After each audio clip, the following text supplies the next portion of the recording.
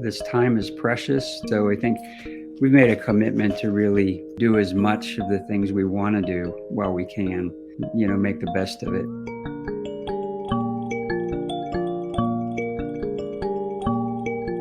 Hello and welcome to Season 2 of The Collective Mind. I'm really excited to be back with you as we've got a really special season of guests.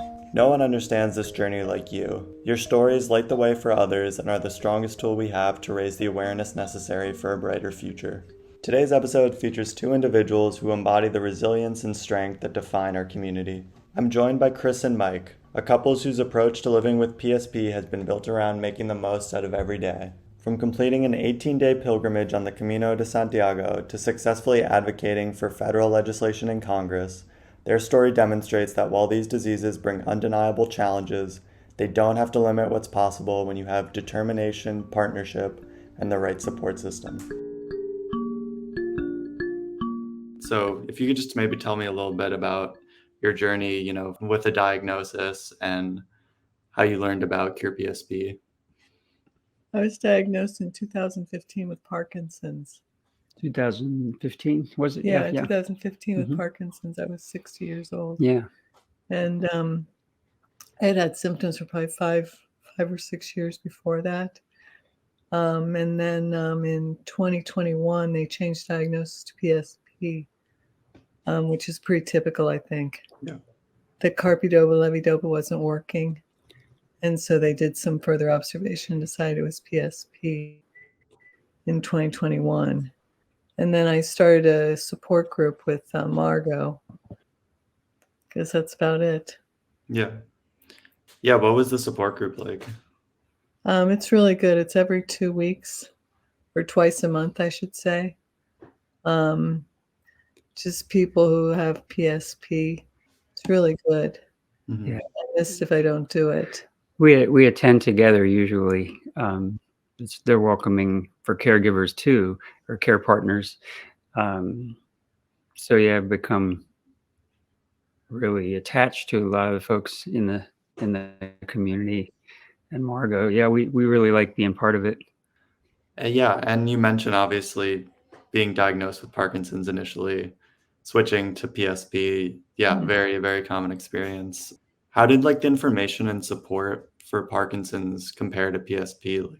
What was it like finding resources? I don't think I was looking for resources when I thought I had Parkinson's. Mm-hmm. So I really didn't need any. Yeah. The time I was diagnosed with PSP, I was feeling pretty scared, though.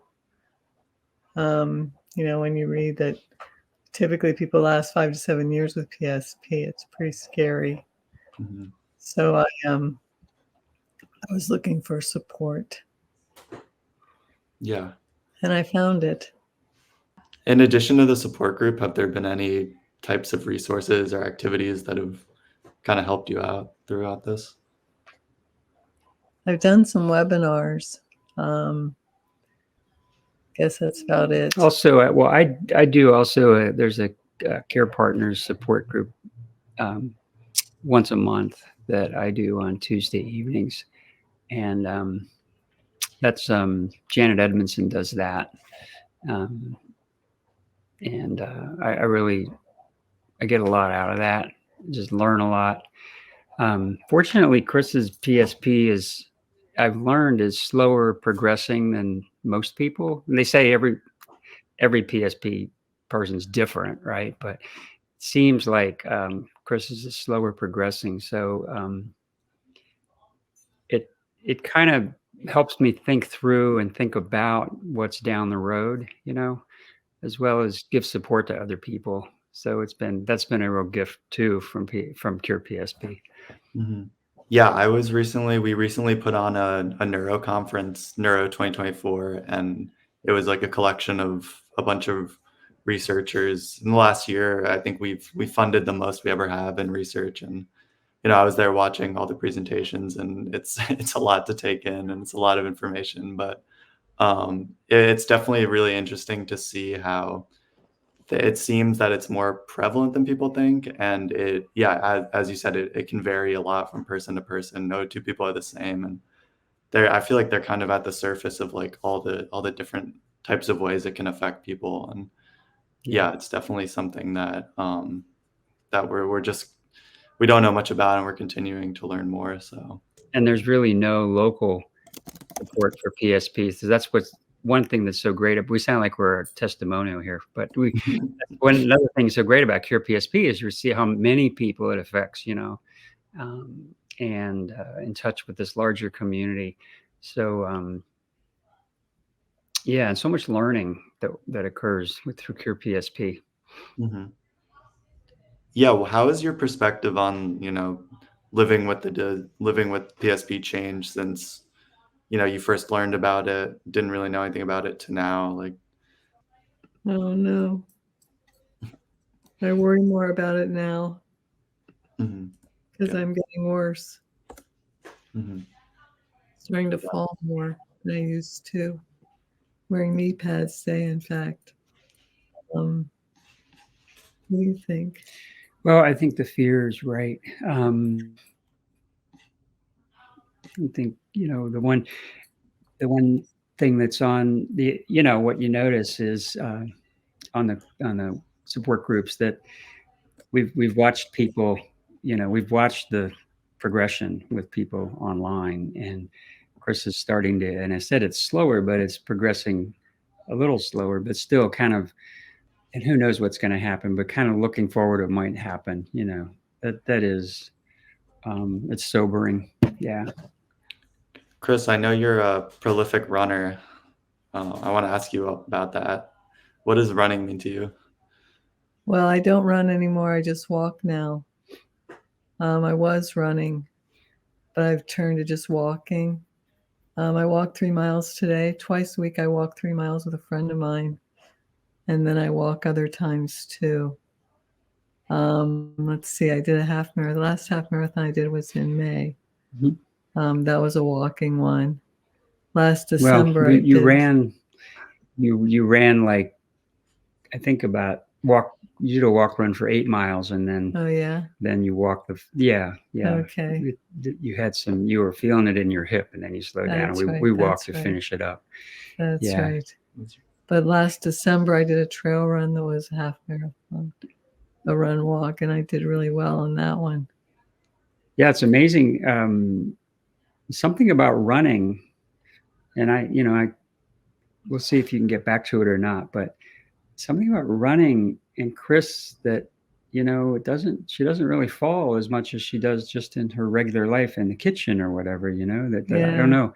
It's hard to explain, but um, she doesn't, on a trail run, one of the things you do is you fall with and you're on leaves and it's December and you're in the mountains in West Virginia. So, but it's just amazing. And I watched Chris like go down this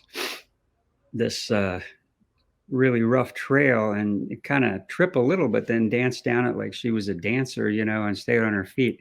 I don't think I could have done that. So it's quite remarkable. I don't know how or why, but it works for Chris, and it's just that's been awesome. Chris, you do a lot of bike riding too, don't you? Yeah, I do. That's true. That's great. How do you think it's affected kind of your PSP? I think it's made it slower progressing. Yeah. Yeah. I think it's helped a lot. Mm-hmm. We did just a year ago. This was a big deal, I think, in so many ways. But we trained and then walked part of the Camino de Santiago in Europe, which is a pilgrimage route. Become quite popular, and there's different routes. The most famous one starts in France and crosses the Pyrenees down through Spain to Santiago de Compostela, where the shrine, the basilica is. But we did the Portuguese coast, which was just gorgeous. We started north of Porto, and we well, you tell them about it. Walked 118 miles in 10 days. It was amazing. It was beautiful, and I did really well. I don't think I fell at all on the trail. Wow. Nope, not at all. It was a struggle. It was hard for me, and I'm fairly healthy. I'm old, but I'm fairly healthy. But Chris did it. Chris did really well. We did at one point. You were starting to lean a lot. Remember that? Yeah. Yeah, about halfway through. Leaning to my right, and I couldn't straighten up. Yeah, and that was worrisome. And we had to. Chris took a day off and took the train to the next town. I walked. We had a hard time deciding how do we manage this, but Chris was able to do that. Navigate the train station, everything fine. And what we found out through Facebook, is one of Chris's trainers who she worked with years ago and now is working with again. Said you need to get electrolytes on board. This is very common. People with Parkinson's-like diseases, hydration and super important. So we found some I don't know why we didn't think of this, but we found some electrolytes, and it's just like that was the cure, because we were having a few hot days, and sweating a lot, and but that seemed to be the magic solution. Wow. Yeah. It was in the summer. It was in September, late September, early October. Yeah. Got it. It was Yeah. warm though. It's That's really amazing. Spain. Wow. So we trained almost 8 months. We'd walk progressively more miles each week. We got a training plan, and gosh, I don't know how many miles we walked in training and with the Camino, but I think all that physical activity really helps a lot. Yeah, absolutely. I mean, it's a literal pilgrimage. That's it's kind of blowing my mind. How did it feel to complete that? What was How did it that? feel? How did it feel to complete Oh, it? it felt great. Yeah. Couldn't believe I did it. I was really proud of myself. Yeah, it was almost brought tears, and it did bring tears to our eyes when we finally got there, because Chris worked so hard to do it, not just the pilgrimage itself, but all the training. And so to finish up, and it's just this square in Santiago de Compostela, this beautiful town with this cathedral, and you see all these other pilgrims, peregrinos they call them, just leaning back on their backpack and celebrating, and it's just it's just really moving, very moving to see, all the people and what they've done, and to have walked this route that millions of people over the generations have walked before. Yeah. We took the easy way. We had a company move our suitcase from hotel to hotel. Yeah. We weren't carrying stuff on our back and staying in hostels. Thank God. Like that. I wanted to be, carrying a backpack and all that, and Chris was than me. She said, "No way." So we it was great to arrive to a suitcase full of nice, clean clothes and shower, and not have to carry all that. Or stay in hostels. Yeah. It was. I miss it.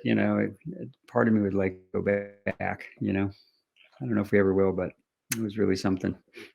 It was.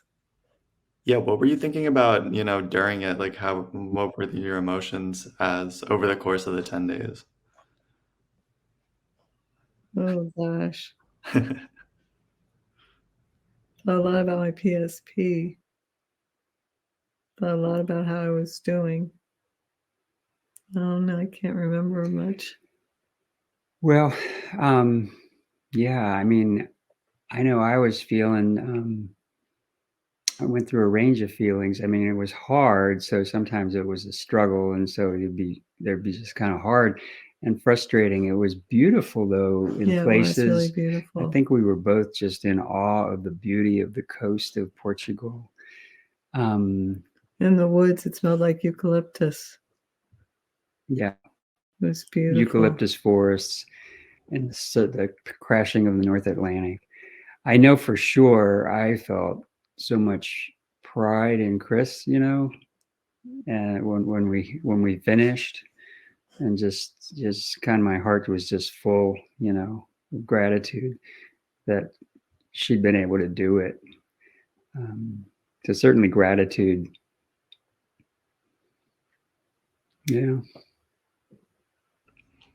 Yeah. How long had you been thinking about doing it, or when did you first hear about it? Was your idea originally? Yeah, I think we had always wanted to visit Portugal. I don't know, for just the longest time. I think, and I had over the last several years just knew people that had gone and done the Camino, and it just seemed like, that sounds really like a great adventure.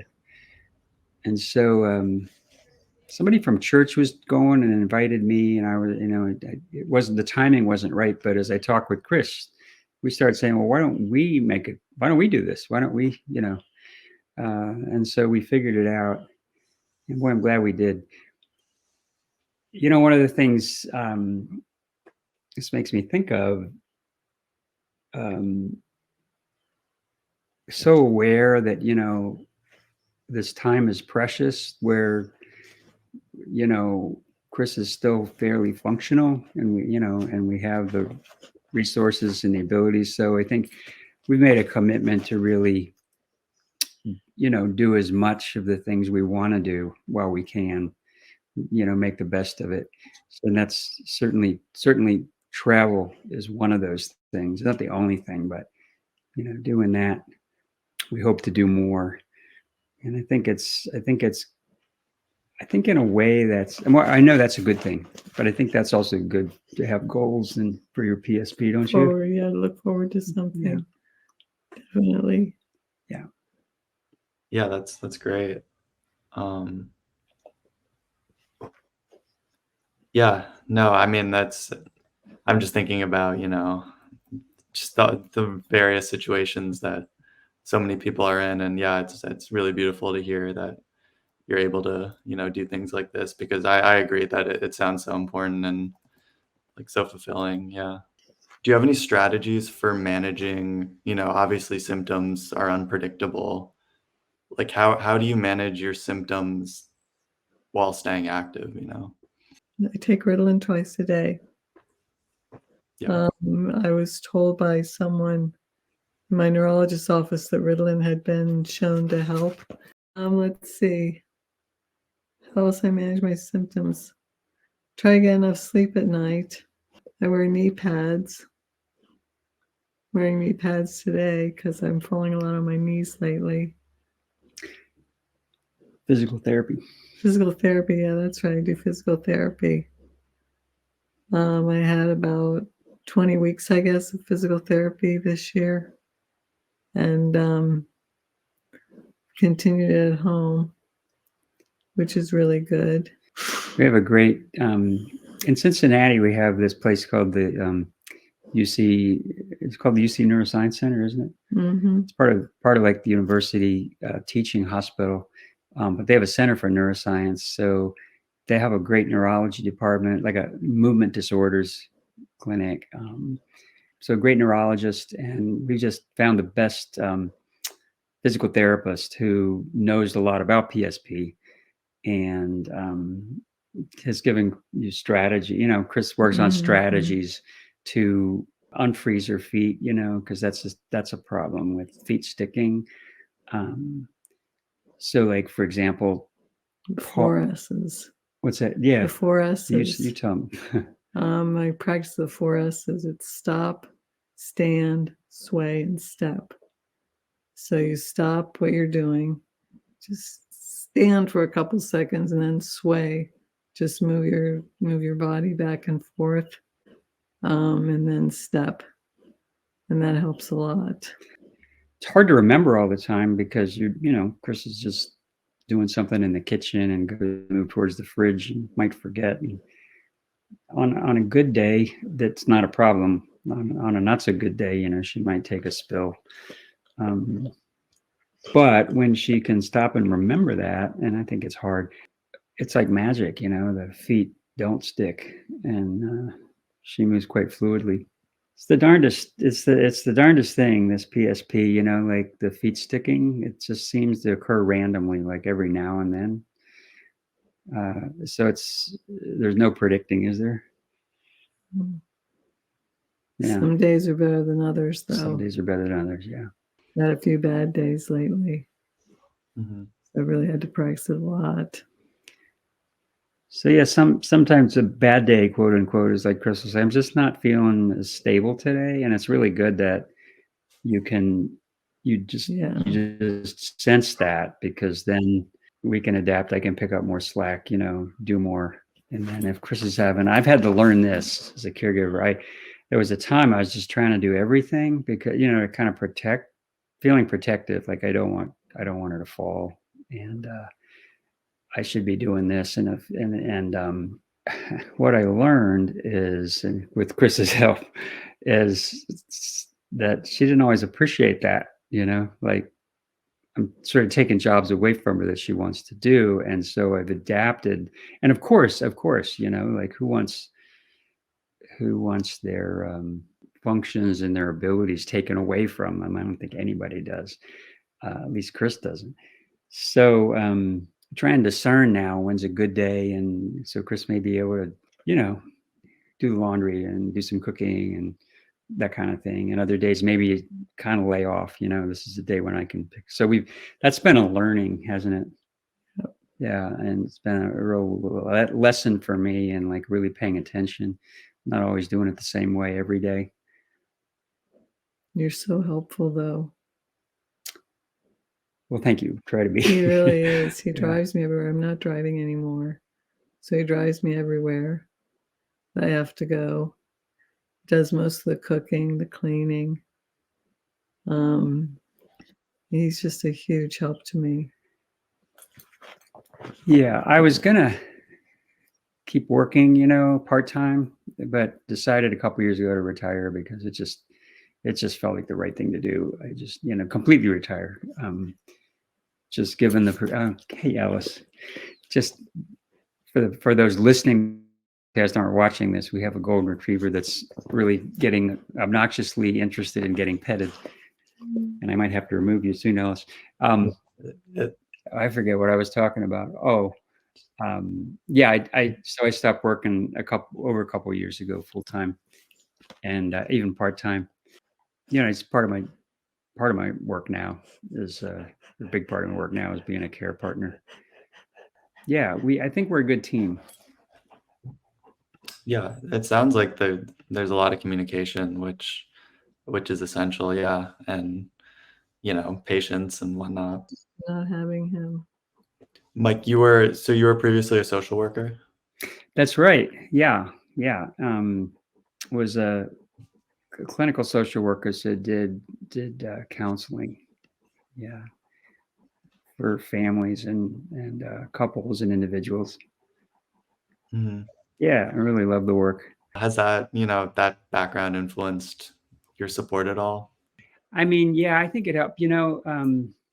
Just being a social worker, you certainly build the skills for like trying to meet people where they are and creating more empathy, and that certainly helped. Also, knowing there's resources out there and being able to find resources. So it's come in handy because it's helped us think through. Like we've just contracted with a company that does coordination of care, and they don't provide care in the home, but they do can help us get what we need at times we need it. So they might find home aides when we need them, and they might find somebody to come in and clean. If the worst were to happen and I died, and Chris is on her own, she's really not. She's got a coordinator who will help her access resources. And I think that for me, I think I know we clued into that because I just know the importance of finding resources in the community, and tapping into those. So I'm sure my social work background helped with that kind of decision making and planning. But I think too, the other way, I think beyond the professional training, I think something, it's changed me. Chris's disease has really opened me up a lot more. Really opened my heart and made me much more, I think, a more caring person. And so I love her so much. And It's made me less focused on what I want to do, because I've been lucky and fortunate to be able to do a lot of the things I've wanted to do in life, and turn more towards Chris. So that's a good thing. That's a Yeah. good thing. Yeah. Yeah, no, I've heard from several family care partners that, it's obviously it's a lot of work, but you do spend like just so much quality time in a way that was not previously maybe there. So that's just a lot of care partners have cherished that time. Yeah. So it's kind of ironic, that or paradoxical that something that is you might see as a misfortune, um, can really become a time to, like you said, to cherish together and really be together and work together and love each other. Mhm. So, yeah, that's a beautiful thing. In an ideal world, are there any sorts of, resources? You mentioned that company that helps kind of streamline care, but is there any like types of resources that you wish you could have? I don't know. Unlimited funds would be nice. Yeah. Fun, yeah. I think we're very fortunate, and we have resources. We haven't had to kick into it yet, but we've got long-term care policies, and I think we're going to be okay. We have family and friends too. We have family and friends, and we have a lot of support. Yeah. So 2024 was obviously a big year of advocacy for CurePSP, and I've heard that you two helped play a part in that, and I want to know, how did you first get involved with advocacy through CurePSP, and what was that like? How'd I you get? don't know. Well, I know. I think I took the lead on that because, and this is part of my social work background too. I really liked the fact that CurePSP was beginning to do some advocacy, to get some public policy and funding in place to address, treatment and help for people with PSP. So it's something I believe in doing, and I was super excited to see that CurePSP was starting this, and I had no idea. I was so excited to learn there was this bill in Congress, picking up sponsorships, called the National Plan to End Parkinson. Well, it's been renamed after, I can't think of her name now, but a Congress. Jennifer Wexton. Yeah. Yeah, but the point was to coordinate funding for not only Parkinson's, but a lot of Parkinson's like diseases. What's wonderful is like with PSP, and a lot and other conditions, nobody's heard of them. So finally getting some attention. So I just saw, I saw on the website or somewhere, had an email that this was going to be beginning. They were looking for people to advocate. And I just said, yeah, let's do this. So we contacted our local congressperson and got a call. We didn't get the meeting with the congressperson, but we did get time with a staff person, like a phone interview. And really, what made such an impact, Chris, was your story. Like you were just sharing about your life and the condition, and the struggles, and about PSP. Of course, this person, I mean, really, really good staff person, but they, like most people, had no idea, Yeah. and was able to funnel that information to Congressman Landsman, within, I don't know, a very short time, got an email back. Yep, he's going to sign on to the bill. It's like, oh my gosh. It's actually pretty easy. It was, yeah. And then it was easy, and it was, the power of Chris's story, a person who has PSP, getting in front of a staff person, made such a difference. And so there's so much power in that. So I hope, and I'm so glad to see CureSP, creating this program to do advocacy, to continue to push for legislation and funding, what's needed, because I think it's just a matter of getting folks like Chris, a little bit of light shining on what's going on. And thank goodness, like there was, I mean, passed, the House and the Senate in the end of 2023, like it was Merry Christmas, you Mhm. know, how, in such a divided country in Congress, bipartisan, like, I think it was practically unanimous vote. How often does that happen, right? So the whole thing was pretty awesome. Yeah, no, I was thinking the same thing when it passed. I was like, wow, this we got a bipartisan thing passed. This is Yeah, pretty historic. yeah. Yeah, it was amazing. But I think it was because it's so compelling, and when you got that information out in front of policymakers and legislators, it was like, of course, we need to be looking at this. Yeah. Yeah, no, I feel the same way. I mean, that this people's stories are so impactful and resonant. Why do you think why do you think that is that they seem to have this effect on people? Because that's something that I'm trying to continue to make more popular, just, showing the realities and whatnot. I think when people can see somebody who actually has the disease or talk to someone who actually has the disease, I just think it has an impact. I Mhm. don't know why. Yeah. It just does. It's one thing to hear statistics or hear symptoms, it's another thing to be talking to a human being, a fellow human being who's going through it and hear their story. I think Yeah. it's two different experiences. Yep. Yeah. And I mean,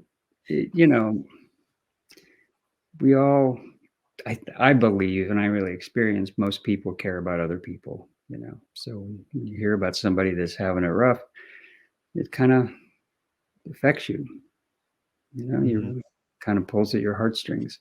Hmm. So Yeah. it's that empathy and that care that I think is just everybody's born. Yeah. Do you have a message for others who might be considering advocating for a loved one or with PSP or a related disease? It's really easy. Yeah, I would echo that. I think it can be intimidating, to call up, a senator's office or a congressman's office, but it's just easy, and it's you don't have to. Anybody can do. I want to say this: anybody can do it. It's really just about making contact and telling your story. And if you believe that it's important, that people know about PSP, or that people, want to get more help for PSP. You don't have to be an expert. You don't have to be a neurologist. You just talk about what's going on with you, and it's as simple as that. So, I would just really, echo what Chris said. It's easy, and I wish more people would do it. I think it's a scary thing to think about and do, um, but it's actually not. Or it may be, but go ahead and do it anyway. Yeah. No, it'll be appreciated, no doubt. And then outside of advocacy, do you have any advice for people that might be, struggling with managing the disease, just getting through the tough days and whatnot? Stay active. Just do it, even though it's hard. Some days it's really hard to get motivated, but just have to do it. You feel better afterwards. Yeah, I really admire Chris's commitment to just staying active. Making scheduling walking dates with her good friend. You know, um, at the end of the day, even though it'd be easier to sit on the sofa, getting down on the mat and doing her physical therapy. It's just so important, and I think Chris, you do a good job of that. Yeah, I try. keep moving, keep moving. Yep. Yeah, Just like, absolutely. and since I learned to with it, I thought I had Parkinson's. Keep moving. So I've always done that. I was active even before I was diagnosed too. So Yeah, and Chris's neurologist thinks that probably played a part in her progressing more slowly, is that she was so physically fit, even though I know that's not everybody's experience. Some people are really physically fit, and the progression can be rapid. So I don't know, but that's just what our neurologist thinks. yep. I mean, it definitely can't hurt, and yeah, it definitely gives you a better chance, it seems. And I guess just lastly, How do you two like manage to, find hope and find joy in the present moment, in spite of everything that's going on? We worked together really well. We just redid our kitchen. We just remodeled our kitchen. We didn't do it ourselves. We hired someone, but I think that was a example of how we worked really well together. Decided how we were going to do it, what we wanted, and made it happen. Yeah, I mean, I think that we have each other gives us hope. And, I was really moved. I listened to your first podcast with, the gentleman who had worked on Arrested. Curb Your Enthusiasm. Curb Your Enthusiasm. Bob Whitey, yeah. And oh my gosh, it brought me to tears. His statement about, have that one more day, because that's always what people want when someone's gone, is if I just had one more day. So when Linda was still here, no matter how diminished she became, every day we woke up together was another one more day. It was like wishing you could have one more day and getting it again and again and again. That just went right into my heart. And I think that's kind of how I live, is like I'm just really appreciating and great gratitude, gratitude for what we have and this time we have together. That gives me hope. Thanks so much to Chris and Mike for sharing their journey. It's an inspiring story of love, resilience, and commitment to that one more day. If you enjoyed this episode, be sure to follow and rate us on Apple Podcasts, Spotify, Amazon Music, or wherever else you get your podcasts. I'm your host, Oscar Sullivan. Thanks for listening, and talk to you again soon.